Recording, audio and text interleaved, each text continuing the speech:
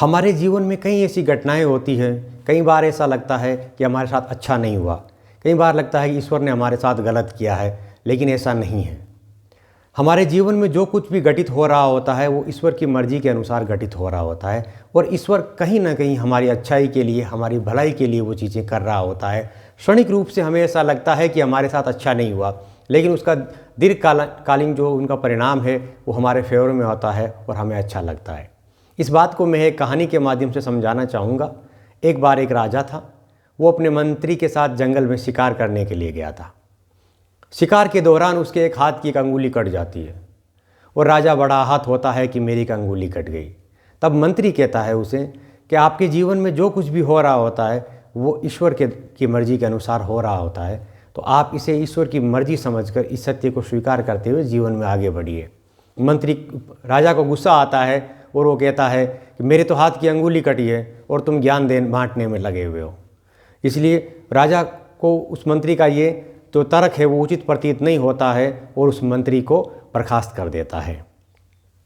समय बीतता जाता है और एक बार राजा पुनः शिकार के ऊपर जाता है। उस वक्त कुछ वन मानुष उस राजा को बंदी बना लेते हैं और बंदी बनाकर बलि चढ़ाने के लिए ले जाते हैं। और जब उसे बलि चढ़ाने के लिए वहाँ प्रस्तुत किया जाता है तब वो देखते हैं कि इसके हाथ के तो एक अंगुली नहीं है, इसका हाथ ये तो खंडित है, तो खंडित व्यक्ति की बलि नहीं दी जा सकती। इसलिए वो उसे छोड़ देते हैं और किसी दूसरे व्यक्ति की तलाश में जंगल में निकल जाते हैं। तब राजा को उस मंत्री की कही गई वो बात याद आती है और वो आदेश जारी करता है कि उस फलां मंत्री को दरबार में पेश किया जाए।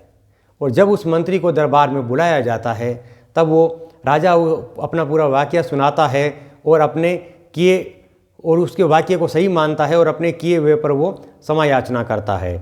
तब वो राजा उस मंत्री से एक प्रश्न पूछता है कि मेरे साथ तो अच्छा हुआ, जो घटना हुई, मेरी अंगुली कटी, वो मेरे लिए हित में हुई, लेकिन मैंने तुम्हें अपने दरबार से बर्खास्त कर दिया, तुम दर बदर भटकते रहे, तुम्हारे लिए क्या अच्छा हुआ।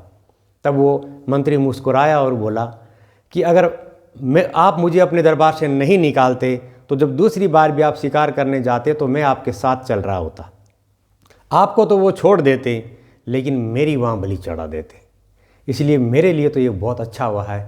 इसीलिए जीवन की प्रत्येक जो घटना है वो हमें ये समझाती है कि जो कुछ भी हमारे साथ घटित हो रहा होता है वो ईश्वर की मर्जी के अनुसार ही घटित हो रहा होता है।